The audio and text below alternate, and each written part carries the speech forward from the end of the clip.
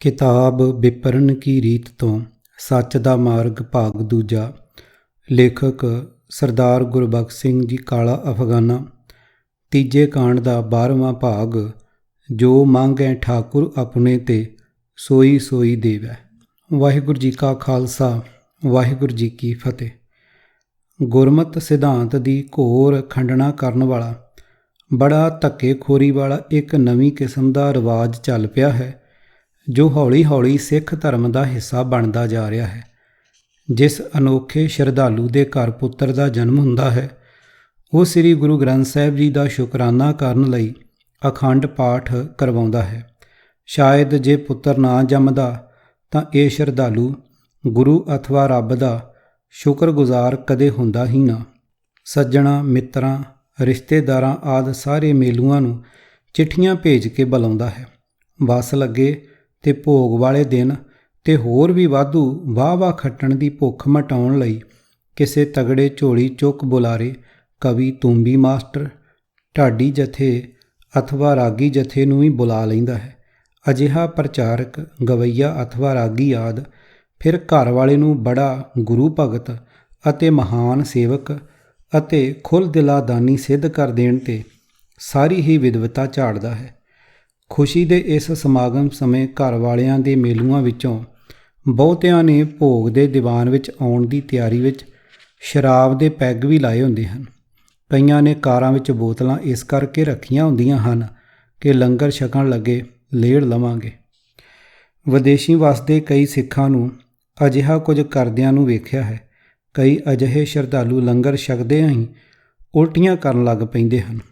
ਲਗਭਗ ਸਾਰੇ ਥਾਈਂ ਖੁਸ਼ੀਆਂ ਦਾ ਪ੍ਰਗਟਾਵਾ ਕਰਨ ਵਾਸਤੇ ਰਖਾਏ ਹੋਏ ਅਖੰਡ ਪਾਠ ਦੇ ਭੋਗ ਦੇ ਸਮਾਗਮ ਵਿੱਚ ਕਿਸੇ ਗੁਰਮੁਖ ਪਰਿਵਾਰ ਨੂੰ ਛੱਡ ਕੇ ਉੱਪਰ ਵਰਣਨ ਕੀਤੇ ਝੂਠ ਸੰਗੀਆਂ ਦੇ ਨਿਆਰੇ ਜੋੜ ਮੇਲੇ ਵਿੱਚ ਸ੍ਰੀ ਅਖੰਡ ਪਾਠ ਸਾਹਿਬ ਦਾ ਭੋਗ ਪਾਇਆ ਜਾਂਦਾ ਹੈ। ਅਜਿਹੇ ਖੁਸ਼ੀ ਦੇ ਮੌਕੇ 'ਤੇ ਪੜ੍ਹਿਆ ਜਾਣ ਵਾਲਾ ਗੁਰੂ ਮਹਾਰਾਜ ਦਾ ਮੁੱਖ ਵਾਕ ਵੀ ਭਾਈ ਜੀ ਨੇ ਚੁਣ ਰੱਖਿਆ ਹੁੰਦਾ ਹੈ। ਜੈਕਾਰਾ ਬੋਲੇ ਜਾਣ 'ਤੇ ਭਾਈ ਜੀ ਬੜੀ ਲੰਬੀ ਹੇਕ ਲਾ ਕੇ ਆਪਣੀ ਪਸੰਦ ਵਾਲਾ ਸ਼ਬਦ ਪੜ੍ਹ ਕੇ ਵਿਆਖਿਆ ਕਰਦੇ ਹਨ ਕਿ ਗੁਰੂ ਮਹਾਰਾਜ ਆਪਣੇ ਸੇਵਕਾਂ ਦੀਆਂ ਸਾਰੀਆਂ ਮੁਰਾਦਾਂ ਪੂਰੀਆਂ ਕਰਦੇ ਹਨ। ਕਈ ਗ੍ਰੰਥੀ ਏਡੀ ਡੂੰਘੀ ਖੱਡ ਵਿੱਚ ਜਾ ਪਏ ਹਨ ਕਿ ਉਹ ਮਹਾਰਾਜ ਦੀ ਤਾਬਿਆ ਬੈਠੇ ਹੀ ਘਰ ਵਾਲੇ ਨੂੰ ਗੁਰੂ ਵੱਲੋਂ ਵਧਾਈਆਂ ਦੇ ਉਸ ਦੀ ਖੁਸ਼ਾਮਦ ਕਰ ਰਹੇ ਹੁੰਦੇ ਹਨ। ਅਜਿਹੀ ਅਲੋਕਾਰ ਸਾਧ ਸੰਗਤ ਦੇ ਮਨੋਰੰਜਨ ਲਈ ਲਿਆਂਦੇ ਕਵੀ ਜਾਂ ਤੂੰਬੀ ਵਾਲੇ ਢਾਡੀਆਂ ਦੀ ਵਾਰੀ ਆਉਂਦੀ ਹੈ। ਨਵ ਜਨਮੇ ਕਾਕੇ ਦੀ ਦਾਤ ਦਿੱਤੀ ਜਾਣ ਦੀ ਖੁਸ਼ੀ ਅਥਵਾ ਸ਼ੁਕਰਾਨੇ ਵਜੋਂ ਸਾਰੇ ਦੇ ਸਾਰੇ ਅਜਿਹਾ ਕੁਝ ਹੀ ਬੋਲਦੇ ਹਨ ਜਿਸ ਨਾਲ ਕਾਕੇ ਦੇ ਮਾਤਾ ਪਿਤਾ ਨੂੰ ਵਧਾਈਆਂ ਮਿਲ ਰਹੀਆਂ ਹੁੰਦੀਆਂ ਹਨ। ਸਾਰੀ ਸੰਗਤ ਗੁਰੂ ਮਹਾਰਾਜ ਦੀ ਹਜ਼ੂਰੀ ਦੇ ਅਨੁਭਵ ਤੋਂ ਮੁਕਤ ਹੋ ਕੇ ਘਰ ਵਾਲਿਆਂ ਦੇ ਮਨ ਨੂੰ ਖੁਸ਼ ਕਰਨਾ ਆਪਣਾ ਪਰਮ ਧਰਮ ਮੰਨ ਬੈਠੇ ਹੁੰਦੇ ਹਨ ਅਤੇ ਸਟੇਜ ਉੱਤੇ ਰੰਗ ਬੰਨ੍ਹੀ ਖਲੋਤੇ ਗਵਈਏ ਨੂੰ ਦਮੜੇ ਦੇਣ ਲਈ ਕਤਾਰਾਂ ਬੰਨ੍ਹ ਖਲੋਂਦੇ ਹਨ। ਗੁਰਬਾਣੀ ਦੀਆਂ ਜੋ ਤੁਕਾਂ ਬੋਲੀਆਂ ਜਾਂਦੀਆਂ ਹਨ, ਉਹਨਾਂ ਤੋਂ ਵੀ ਸੇਵਕਾਂ ਉੱਤੇ ਮਿਹਰਾਂ ਦੀ ਵਰਖਾ ਹੁੰਦੀ ਦਰਸਾਈ ਜਾਣ ਵਿੱਚ ਬਾਣੀ ਦੇ ਗਲਤ ਅਰਥ ਕੀਤੇ ਜਾ ਰਹੇ ਹੁੰਦੇ ਹਨ। ਕੁਝ ਤੁਕਾਂ ਅਥਵਾ ਸ਼ਬਦ ਇਸ ਪ੍ਰਕਾਰ ਹਨ। ਜਨ ਕੇ ਪੂਰਨ ਹੋਏ ਕਾਮ, ਕਲੀ ਕਾਲ ਮਹਾਂ ਵਿਖਿਆ ਮੈਂ, ਲਜਾ ਰਾਖੀ ਰਾਮ ਰਹਾਓ। ਪੰਨਾ 682। ਆਪਣੇ ਸੇਵਕ ਕੀ ਆਪੇ ਰਾਖੈ, ਆਪੇ ਨਾਮ ਜਪਾਵੈ, ਜਹ ਜਹ ਕਾਜ ਕਿਰਤ ਸੇਵਕ ਕੀ, ਤਹਾਂ ਤਹਾਂ ਉਠ ਧਾਵੈ। ਸੇਵਕ ਕੋ ਨਿਕਟੀ ਹੋਏ ਦਿਖਾਵੈ, ਜੋ ਜੋ ਕਹੈ ਠਾਕੁਰ ਪੈ ਸੇਵਕ, ਤਤਕਾਲ ਹੋਏ ਆਵੈ ਰਹਾਓ। ਪੰਨਾ 403। ਇਹੀ ਹਮਾਰੇ ਸਫਲ ਕਾਜ, ਆਪਣੇ ਦਾਸ ਕੋ ਲਿਹੋ ਨਿਵਾਜ। ਪੰਨਾ 987। ਕੋਈ ਪੁੱਤ ਸਿੱਖ ਸੇਵਾ ਕਰੇ ਸਤਿਗੁਰੂ ਕੀ, ਤਿਸ ਕਾਰਜ ਸਭ ਸਵਾਰੇ, ਜੋ ਇੱਛੈ ਸੋ ਫਲ ਪਾਏ ਸੀ, ਪੁੱਤ ਧਨ ਲਖਮੀ ਖੜ ਮੇਲੇ ਹਰ ਨਿਸਤਾਰੇ। ਪੰਨਾ 307। ਅਰਥ, ਪੁੱਤਰ ਹੋਵੇ ਚਾਹੇ ਸਿੱਖ, ਜੋ ਕੋਈ ਵੀ ਸਤਿਗੁਰੂ ਦੀ ਸੇਵਾ ਕਰਦਾ ਹੈ, ਸਤਿਗੁਰੂ ਉਸ ਦੇ ਸਾਰੇ ਕਾਰਜ ਸਵਾਰਦਾ ਹੈ। ਪੁੱਤਰ, ਧਨ, ਲక్ష్ਮੀ, ਜਿਸ ਦੀ ਸ਼ੈ ਦੀ ਉਹ ਇੱਛਾ ਕਰੇ ਉਹ ਫਲ ਉਸ ਨੂੰ ਮਿਲਦਾ ਹੈ, ਕਿਉਂਕਿ ਨਿਸ਼ਕਾਮ ਸੇਵਕ ਨੂੰ ਸਤਿਗੁਰੂ ਆਪਣੇ ਗਿਆਨ ਦੇ ਜਹਾਜ਼ 'ਤੇ ਚਾੜ੍ਹ ਕੇ ਪ੍ਰਭੂ ਦੇ ਨਾਲ ਮਿਲਾਪ ਕਰਾ ਦਿੰਦਾ ਹੈ ਅਤੇ ਪ੍ਰਭੂ ਹੀ ਉਸ ਸੇਵਕ ਨੂੰ ਪਾਰ ਉਤਾਰਦਾ ਹੈ। ਭਾਵ ਪ੍ਰਭੂ ਲੋਕ ਪਰਲੋਕ ਦੀਆਂ ਲੋੜਾਂ ਪੂਰੀਆਂ ਕਰਦਾ ਹੈ, ਅਥਵਾ ਮਨੁੱਖ ਨੂੰ ਆਪਣੀ ਪ੍ਰੀਤੀ ਨਾਲ ਜੋੜ ਕੇ ਮਾਇਆ ਦੇ ਮੋਹ ਤੋਂ ਮੁਕਤ ਕਰਦਾ ਹੈ। ਮਨ ਦੀ ਭਟਕਣਾ ਮੁਕਾ ਕੇ ਸੇਵਕ ਨੂੰ ਪ੍ਰਭੂ ਸੰਤੋਖੀ ਬਣਾ ਦਿੰਦਾ ਹੈ ਅਤੇ ਸੰਤੋਖ ਕਾਰਨ ਮਿਲਦੀ ਸ਼ਾਂਤੀ ਦਾ ਆਨੰਦ ਬਖਸ਼ਦਾ ਹੈ। ਹਰ ਜਨ ਸਿਮਰੋ ਹਿਰਦੈ ਰਾਮ, ਹਰ ਜਨ ਕੋ ਅਵਦਾ ਨਿਕਟ ਨ ਆਵੇ, ਪੂਰਨ ਦਾਸ ਕੇ ਕਾਮ ਰਹਾਓ। ਪੰਨਾ 702। ਕਰ ਸੇਵਾ ਸੇਵਕ ਪ੍ਰਭ ਆਪਣੇ, ਜਿਨ ਮਨ ਕੀ ਇੱਛ ਪੁਜਾਈ, ਨਾਨਕ ਦਾਸ ਤਾਕੈ ਬਲਿਹਾਰੈ, ਜਿਨ ਪੂਰਨ ਪੈਜ ਰਖਾਈ। ਪੰਨਾ 616। ਸਤਿਗੁਰ ਕੀ ਮੂਰਤ ਹਿਰਦੇ ਵਸਾਏ, ਜੋ ਇੱਛੈ ਸੋਈ ਫਲ ਪਾਏ, ਸਾਚਾ ਸਾਹਿਬ ਕਿਰਪਾ ਕਰੈ, ਸੋ ਸੇਵਕ ਜਮ ਤੇ ਕੈਸਾ ਡਰੇ। ਪੰਨਾ 661। ਗੁਰਬਾਣੀ ਦੇ ਇਹਨਾਂ ਸ਼ਬਦਾਂ ਨੂੰ ਗਾਉਣ ਵਾਲੇ ਰਾਗੀ ਸਿੰਘ ਵਿਆਖਿਆ ਕਰਨ ਸਮੇਂ ਜਨ, ਸੇਵਕ, ਦਾਸ ਅਥਵਾ ਸਿੱਖ ਲਫ਼ਜ਼ਾਂ ਉੱਤੇ ਵਿਸ਼ੇਸ਼ ਜ਼ੋਰ ਦੇ ਕੇ ਇਹੀ ਭਰੋਸਾ ਦੇ ਰਹੇ ਹੁੰਦੇ ਹਨ ਕਿ ਆਪ ਜਿਹੇ ਸ਼ਰਧਾਲੂ ਸਿੱਖਾਂ ਸੇਵਕਾਂ ਦੇ ਸਾਰੇ ਕਾਰਜ ਗੁਰੂ ਆਪ ਹਾਜ਼ਰ ਨਾਜ਼ਰ ਹੋ ਕੇ ਰਾਸ ਕਰਦਾ ਹੈ। ਸੰਗਤ ਵਿੱਚ ਬੈਠੇ ਸਾਰੇ ਹੀ ਆਪਣੇ ਆਪ ਨੂੰ ਗੁਰੂ ਦੇ ਸੱਚੇ ਸਿੱਖ, ਦਾਸ, ਜਨ ਅਤੇ ਸੇਵਕ ਸਮਝ ਰਹੇ ਹੁੰਦੇ ਹਨ। ਲਗਭਗ ਸਾਰਿਆਂ ਦੇ ਅੰਦਰ ਕਿਸੇ ਨਾ ਕਿਸੇ ਮੰਗ ਨੂੰ ਪੂਰਾ ਕਰਾ ਲੈਣ ਦਾ ਉਤਸ਼ਾਹ ਜਾਗ ਰਿਹਾ ਹੁੰਦਾ ਹੈ। ਚੰਗੇ ਜਾਂ ਮੰਦੇ ਭਾਗਾਂ ਨੂੰ ਅਸੀਂ ਵੀ ਇੱਕ ਅਜਿਹੇ ਹੀ ਸਮਾਗਮ ਸਮੇਂ ਕਰਵਾਏ ਅਖੰਡ ਪਾਠ ਦੇ ਭੋਗ ਵਾਲੇ ਦੀਵਾਨ ਵਿੱਚ ਬੈਠੇ ਸਾਂ। ਰਾਗੀ ਸਿੰਘਾਂ ਨੇ ਬੜੀ ਮਿੱਠੀ ਧੁਨ ਨਾਲ ਸ਼ਬਦ ਗਾਵਿਆ। ਜੀ ਜੰਤਰ ਸਭ ਤਿਸਕੇ ਕੀਏ, ਸੋਈ ਸੰਤ ਸਹਾਈ, ਆਪਣੇ ਸੇਵਕ ਕੀ ਆਪੇ ਰਾਖੈ, ਪੂਰਨ ਭਈ ਬਡਾਈ। ਪਾਰ ਬ੍ਰਹਮ ਪੂਰਾ ਮੇਰੇ ਨਾਲ, ਗੁਰ ਪੂਰੇ ਪੂਰੀ ਸਭ ਰਾਖੀ, ਹੋਏ ਸਰਬ ਦਇਆਲ ਰਹਾਓ। ਅਨ ਦਿਨ ਨਾਨਕ ਨਾਮ ਧਿਆਏ, ਜੀ ਪ੍ਰਾਣ ਕਾ ਦਾਤਾ, ਆਪਣੇ ਦਾਸ ਕੋ ਕੰਠ ਲਾਏ ਰਾਖੈ, ਜਿਉ ਬਾਰਕ ਪਿਤ ਮਾਤਾ। ਪੰਨਾ 621। ਅਰਥ, ਹੇ ਭਾਈ, ਪੂਰਨ ਪਰਮਾਤਮਾ ਸਦਾ ਮੇਰੇ ਅੰਗ ਸੰਗ ਸਹਾਈ ਹੈ। ਪੂਰੇ ਗੁਰੂ ਨੇ ਮੇਰੀ ਇੱਜ਼ਤ ਰੱਖ ਲਈ। ਗੁਰੂ ਸਾਰੇ ਜੀਵਾਂ 'ਤੇ ਦਇਆਵਾਨ ਰਹਿੰਦਾ ਹੈ। ਰਹਾਓ, ਸਾਰੇ ਜੀਵ ਉਸ ਪਰਮਾਤਮਾ ਦੇ ਹੀ ਪੈਦਾ ਕੀਤੇ ਹੋਏ ਹਨ। ਉਹ ਪਰਮਾਤਮਾ ਹੀ ਭਗਤ ਜਨਾਂ ਦਾ ਮਦਦਗਾਰ ਰਹਿੰਦਾ ਹੈ। ਆਪਣੇ ਸੇਵਕ ਦੀ ਇੱਜ਼ਤ ਪਰਮਾਤਮਾ ਆਪ ਰੱਖਦਾ ਹੈ। ਉਸ ਦੀ ਕਿਰਪਾ ਨਾਲ ਹੀ ਸੇਵਕ ਦੀ ਇੱਜ਼ਤ ਪੂਰੇ ਤੌਰ 'ਤੇ ਬਣੀ ਰਹਿੰਦੀ ਹੈ। ਨਾਨਕ ਉਸ ਪਰਮਾਤਮਾ ਦਾ ਨਾਮ ਹਰ ਵੇਲੇ ਸਿਮਰਦਾ ਹੈ ਜੋ ਜਿੰਦ ਅਥਵਾ ਸਵਾਸ ਦੇਣ ਵਾਲਾ ਹੈ। ਜਿਵੇਂ ਮਾਪੇ ਆਪਣੇ ਬੱਚਿਆਂ ਦਾ ਧਿਆਨ ਰੱਖਦੇ ਹਨ, ਤਿਵੇਂ ਪਰਮਾਤਮਾ ਆਪਣੇ ਸੇਵਕ ਨੂੰ ਆਪਣੇ ਗਲ ਨਾਲ ਲਾ ਕੇ ਰੱਖਦਾ ਹੈ। ਸ਼ਬਦ ਪੂਰਾ ਹੋਣ 'ਤੇ ਗ੍ਰੰਥੀ ਸਿੰਘ ਨੇ ਹੇਠ ਲਿਖਿਆ ਸ਼ਬਦ ਸੁਣਾਉਣ ਦੀ ਮੰਗ ਕਰ ਦਿੱਤੀ। ਚਤੁਰ ਦਿਸ਼ਾ ਕੀਨੋ ਬਲ ਆਪਣਾ, ਸਿਰ ਉੱਪਰ ਕਰ ਧਾਰਿਓ, ਕਿਰਪਾ ਕਠਾਕ ਅਵਲੋਕਨ ਕੀਨੋ, ਦਾਸ ਕਾ ਦੂਖ ਬਿਦਾਰਿਓ। ਹਰ ਜਨ ਰਾਖੇ ਗੁਰ ਗੋਬਿੰਦ, ਕੰਠ ਲਾਏ ਅਵਗੁਣ ਸਭ ਮੇਟੇ, ਦਇਆਲ ਪੁਰਖ ਬਖਸ਼ਾਂਦ ਰਹਾਓ। ਜੋ ਮੰਗੇ ਠਾਕੁਰ ਆਪਣੇ ਤੇ, ਸੋਈ ਸੋਈ ਦੇਵੈ, ਨਾਨਕ ਦਾਸ ਮੁਖ ਤੇ ਜੋ ਬੋਲੇ, ਇਹਾਂ ਊਹਾਂ ਸੱਚ ਹੋਵੇ। ਪੰਨਾ 681। ਪਾਦਰਥ, ਚਤੁਰ, ਚਾਰ, ਦਿਸ਼ਾ, ਪਾਸੇ ਤਰਫਾਂ। ਚਤੁਰ ਦਿਸ਼ਾ ਚੌਹੀਂ ਪਾਸੀ ਹਰ ਥਾਂ, ਬਲ ਸ਼ਕਤੀ ਵਾਲਾ, ਕਲਾ। ਕਰ ਹੱਥ, ਧਾਰਿਓ ਧਰਿਆ, ਕਠਾਕ ਨਿਗਾਹ, ਅਵਲੋਕਨ ਵੇਖਣ, ਅਵਲੋਕਨ ਕੀਨੋ ਵੇਖਿਆ, ਬਿਦਾਰਿਓ ਦੂਰ ਕਰ ਦਿੱਤਾ। ਗੁਰ ਗੋਬਿੰਦ ਵੱਡੇ ਮਾਲਕ ਨੇ। ਗੋਬਿੰਦ ਪ੍ਰਿਥਵੀ ਦਾ ਮਾਲਕ।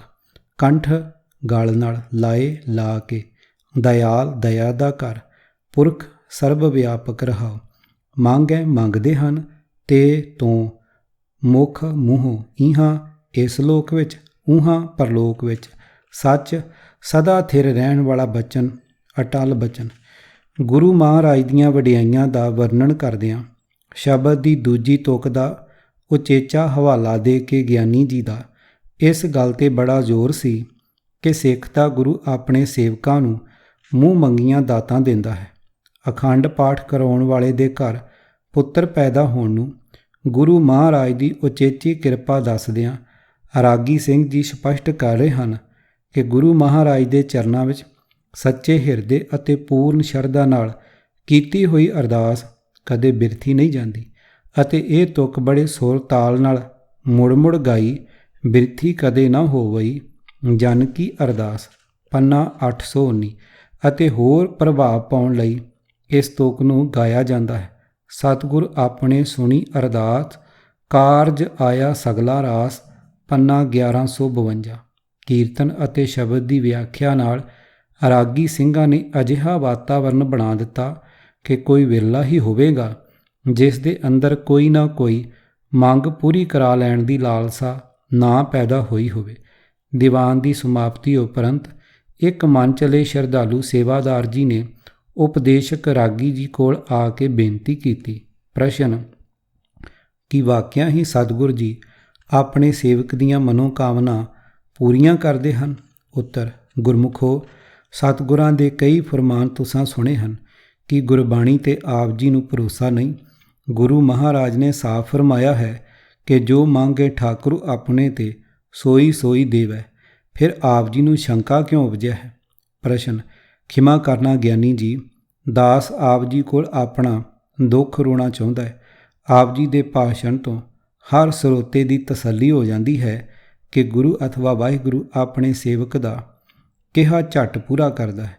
ਕਿ ਤੁਸੀਂ ਆਪਣੇ ਤਜਰਬੇ ਦੇ ਆਧਾਰ 'ਤੇ ਇਹ ਯਕੀਨ ਨਾਲ ਆਖ ਸਕਦੇ ਹੋ ਕਿ ਸਾਰਿਆਂ ਹੀ ਸਿੱਖਾਂ ਦੀ ਸੇਵਾ ਅਤੇ ਅਰਦਾਸ ਬਿਰਥੀ ਨਹੀਂ ਜਾਂਦੀ। ਗੁਰੂ ਅਥਵਾ ਵਾਹਿਗੁਰੂ ਕੋਲੋਂ ਜੋ ਮੰਗਿਆ ਜਾਏ ਕੀ ਸੱਚਮੁੱਚ ਮਿਲ ਜਾਂਦਾ ਹੈ? ਉੱਤਰ: ਗੁਰਮੁਖੋ, ਮੇਰਾ ਤਾਂ ਪੱਕਾ ਵਿਸ਼ਵਾਸ ਹੈ ਕਿ ਜੇ ਇੱਕ ਮਨ ਹੋ ਕੇ ਪੂਰੀ ਸ਼ਰਧਾ ਨਾਲ ਸੇਵਾ ਕੀਤੀ ਜਾਏ ਤਾਂ ਜੋ ਮੰਗਿਆ ਜਾਏ ਮਿਲਦਿਆਂ ਢਿੱਲ ਨਹੀਂ ਲੱਗਦੀ।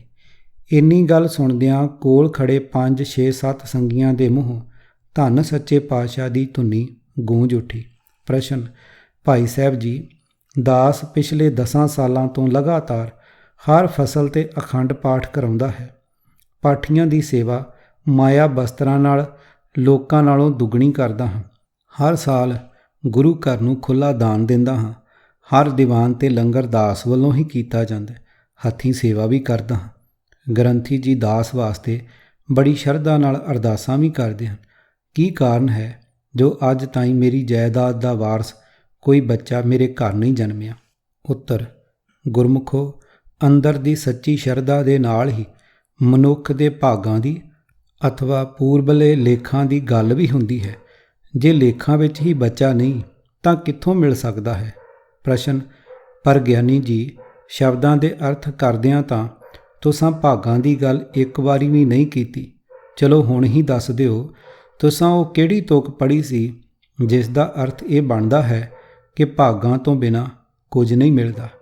ਉੱਤਰ: ਰਾਗੀ ਸਿੰਘ ਜੀ ਤਲਖੀ ਜਿਹੀ ਨਾਲ ਉਚਰੇ, ਮੂਰਖੇ ਨਾਲ ਨਾ ਲੁੱਝੀਏ। ਭਾਈ ਕਿੰਤੂ ਕਰਨ ਵਾਲਿਆਂ ਦਾ ਬੇੜਾ ਕਦੇ ਪਾਰ ਨਹੀਂ ਹੋ ਸਕਦਾ। ਭੋਲੇ ਭਾਏ ਮਿਲੇ ਰਘੁਰਾਇਆ। ਵਿਚਾਰ ਚੱਲਦੀ ਸੁਣ ਕੇ ਇੰਨੇ ਵਿੱਚ ਹੋਰ ਸੰਗਤ ਵੀ ਆ ਜੁੜੀ। ਪ੍ਰਸ਼ਨ: ਸਨਮਾਨਯੋਗ ਗਿਆਨੀ ਜੀਓ, ਦਾਸ ਤਾਂ ਹੈ ਹੀ ਮੂਰਖ। ਆਪ ਉੱਤੇ ਤਾਂ ਸਤਿਗੁਰਾਂ ਦੀ ਮਿਹਰ ਹੈ। ਕਿਰਪਾ ਕਰਕੇ ਇਹ ਭੁਲੇਖਾ ਤਾਂ ਕੱਢ ਦਿਓ ਕਿ 2 ਕਰੋੜ ਸਿੱਖਾਂ ਵਿੱਚੋਂ ਇੱਕ ਸਿੱਖ ਦੇ ਅੰਦਰ ਵੀ ਸੱਚੀ ਸ਼ਰਧਾ ਨਹੀਂ ਹੈ। ਪੰਥ ਵਿੱਚ ਕਈ ਸੰਤ, ਮਹਾਤਮਾ, ਵਿਦਵਾਨ, ਗ੍ਰੰਥੀ, ਤਖਤਾਂ ਦੇ ਜਥੇਦਾਰ ਕਿ ਸਾਰੇ ਦਾ ਸਾਰਾ ਪੰਥ ਸ਼ਰਧਾਹੀਣ ਹੈ। ਤੇ ਫਿਰ ਆਪ ਜੀ ਵਰਗੇ ਵਿਦਵਾਨ, ਸੱਚੀ ਸ਼ਰਧਾ ਵਾਲੇ ਧੀਰਜਵਾਨ ਗੁਰੂ ਕੇ ਲਾਲ ਵੀ ਗੁਰੂ ਦੇ ਪੰਥ ਵਿੱਚ ਹੀ ਹਨ।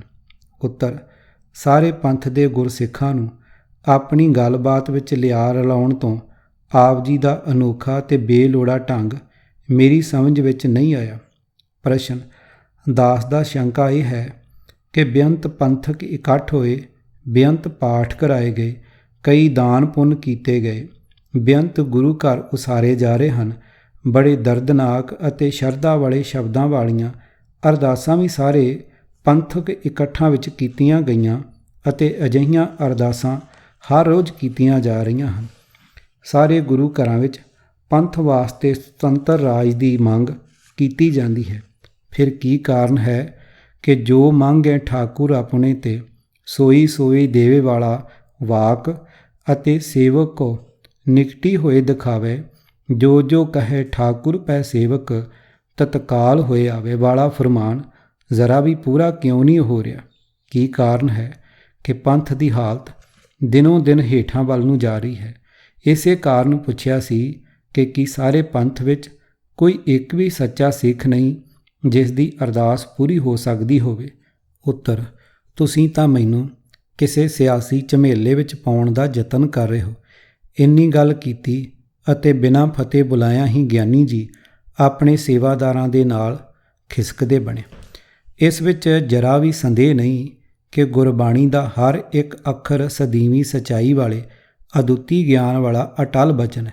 ਪਰ ਕਿੱਡੀ ਬਦਕਿਸਮਤੀ ਹੈ ਕਿ ਪੰਥ ਦੇ ਪ੍ਰਚਾਰਕ ਅਥਵਾ ਗ੍ਰੰਥੀ ਗੁਰੂ ਮਹਾਰਾਜ ਦੇ ਇਸ ਮਹਾਨ ਗਿਆਨ ਨੂੰ ਹਾਸੋਹੀਣਾ ਅਥਵਾ ਮਖੌਲ ਦੀ ਥਾਂ ਬਣਾ ਰਹੇ ਹਨ। ਇਸੇ ਦੁਖਦਾਈ ਅਗਿਆਨਤਾ ਦਾ ਹੀ ਕਾਰਨ ਹੈ ਕਿ ਹੋਰ ਧਰਮਾਂ ਦੇ ਮੁਕਾਬਲੇ 'ਤੇ ਸਿੱਖਾਂ ਵਿੱਚ ਨਾਸਤਿਕਤਾ ਦੀ ਗਿਣਤੀ ਵੱਧ ਹੈ। ਸਾਰੇ ਪੰਥ ਵਿੱਚ ਸ਼ਾਇਦ ਹੀ ਕੋਈ ਅਜਿਹਾ ਪੂਰਨ ਅਥਵਾ ਸੱਚਾ ਸਿੱਖ ਹੋਵੇਗਾ ਜਿਸ ਦੀ ਕੀਤੀ ਅਰਦਾਸ ਕਦੇ ਬਿਰਥੀ ਨਾ ਜਾਂਦੀ ਹੋਵੇਗੀ। ਲਗਭਗ ਅਸੀਂ ਸਾਰੇ ਸਿੱਖ ਬ੍ਰਾਹਮਣੀ ਮਾਇਆ ਜਾਲ ਵਿੱਚ ਫਸੇ ਭਟਕਣਾ ਵਿੱਚ ਪਏ ਅਸਲੀਅਤ ਤੋਂ ਕੋਹਾਂ ਦੂਰ ਹੁੰਦੇ ਜਾ ਰਹੇ ਹਾਂ। ਗੁਰਬਾਣੀ ਨੂੰ ਗਹੁ ਨਾਲ ਪੜ੍ਹੀਏ ਤਾਂ ਪਤਾ ਲੱਗਦਾ ਹੈ ਕਿ ਮੰਗ ਨਾਲ ਜੁੜੀ ਹੋਈ ਹਰ ਅਰਦਾਸ ਬੇਨਤੀ ਸਿਰਫ ਜਨ ਸੇਵਕ ਦਾਸ ਸਿੱਖ ਜਾਂ ਨਾਮ ਰਸੀਏ ਭਗਤ ਦੀ ਹੀ ਪੂਰੀ ਹੁੰਦੀ ਹੈ।